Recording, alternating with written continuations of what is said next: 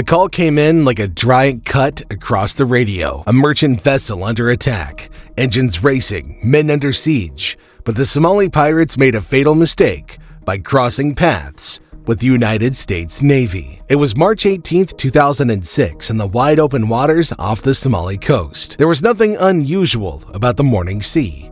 The horizon was calm, the swell steady, and the freighter's engines throbbed along their course. But dangers in these waters never announces itself with fanfare. It slips in quietly. The first hint was subtle, shapes moving too quickly against the waves, closing the distance in silence. At first, the deckhands thought they were just local boats, but then came the glint of metal, the unmistakable outline of armed men standing in the bows. This wasn't trader fishing, this was an approach with intent. When the pirates were close enough to the vessel, they started spraying the ship's bridge with gunfire and trying to claw their way aboard. The crew huddled below deck, terrified, sending out a frantic mayday. They didn't know it yet, but help was already racing toward them. The distress call reached the USS Gonzales, a US Navy destroyer on patrol nearby.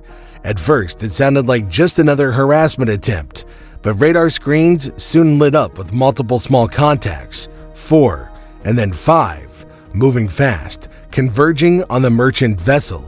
These weren't fishermen, they were raiders.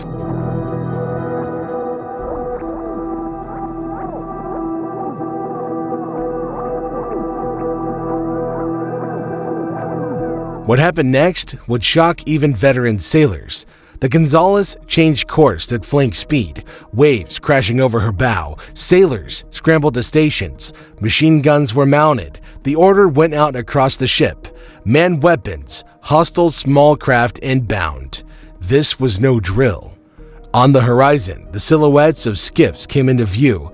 They were painted dark, engines roaring, each packed with men clutching rifles and heavier weapons. Lookouts shouted as the gleam of a mounted heavy machine gun came into focus. A DSHK, Soviet-made, capable of ripping through a ship's bulkhead. Other pirates brandished RPG launchers, their warheads glinting in the rising sun. They weren't opportunists. They were organized and ready to fight. What happened next turns the story from hostage drama into full-blown naval action. The Gonzales made the decision no captain wants to make for his crew. Engagement. Warning shots were fired, sprays and geysers erupting ahead of the incoming skiffs. But the pirates ignored the warnings. They accelerated.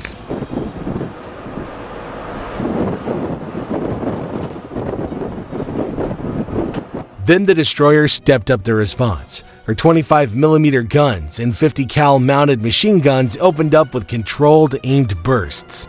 The effect was immediate and terrifying. The lead skiff took a round and wood shredded. The engine coughed and died. Men were thrown into the water. Another skiff answered with a burst that whined against the sea. A round skimmed the hull of the destroyer, a warning, but not a wound.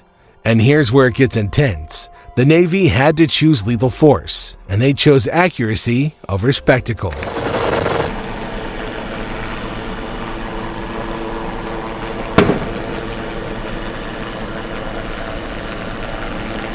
The Gonzales and nearby USS Cape St. George coordinated their fire.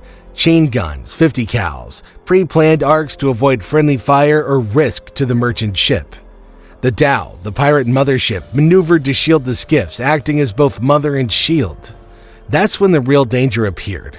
Rockets. An RPG screamed from a skiff and detonated near the deck of the merchant ship. It was a near miss, enough to fuel panic below decks and stamp urgency into the U.S. commander's orders. A destroyer is not a small boat hunter by accident. Her sensors, her trained gunners, and her rules of engagement are all calibrated for this kind of threat. The U.S. ships didn't spray the water with random fire. They applied disciplined, overlapping fields of fire that turned the attackers' tactics against them. When the pirates tried to get closer, the destroyer's gunners struck precisely, a chain of impacts that shredded bows, ruptured engines, and set one skiff smoldering.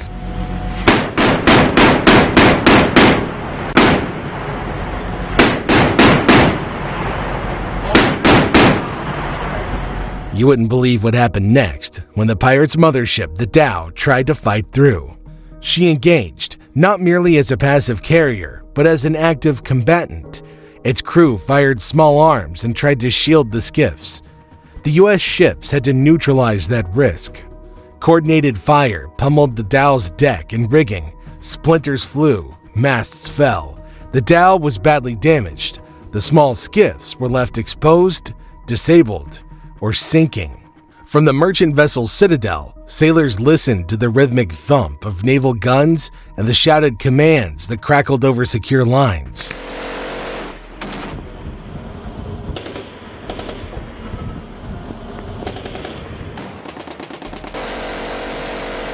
The impact was devastating. Shards of fiberglass sprayed like shrapnel as the skiff's engine started choking out a cough of black smoke. One pirate crumbled instantly, his rifle clattering into the bottom of the boat. Another panicked and hurled himself into the sea, thrashing desperately to stay afloat. The rest tried to answer back, weapons jerking wildly, bullets skipping harmlessly across the waves. But the Americans were ready, methodical. Short, controlled bursts hammered the boat again, opening jagged holes to let seawater rush in. The skiff lurched, stuttering on the waves, its motor coughing as smoke curled into the sky.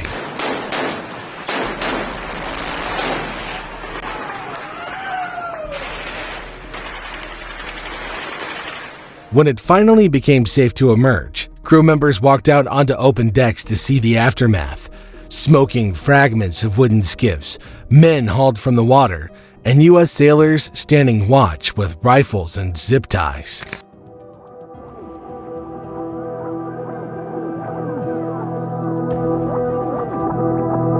And what happens next is the most dramatic. 12 survivors were captured, weapons seized, and the dangerous logistics of pirate operations were revealed. U.S. boarding teams recovered survivors and the weapons they'd used: AK pattern rifles, PKM-style belt-fed machine guns, RPG tubes, and rounds. The inventory made something clear.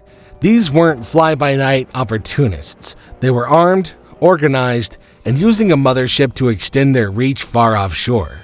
Their equipment told a story of supply lines, of caches ashore, of networks that funneled weapons and funds to raiding crews. The captured pirates were processed aboard, medical teams checked for wounds, intelligence officers interrogated survivors trying to trace the chain that sent these men into the sea with nothing but violence on their minds. But let's pause for a moment, because no American sailors were lost. The U.S. ships took hits with bullets that pinged harmlessly off steel. The casualties were all on the attacker's side. The contrast was stark. A heavily armed group willing to risk death for ransom confronted a warship engineered and crewed to protect lives at sea.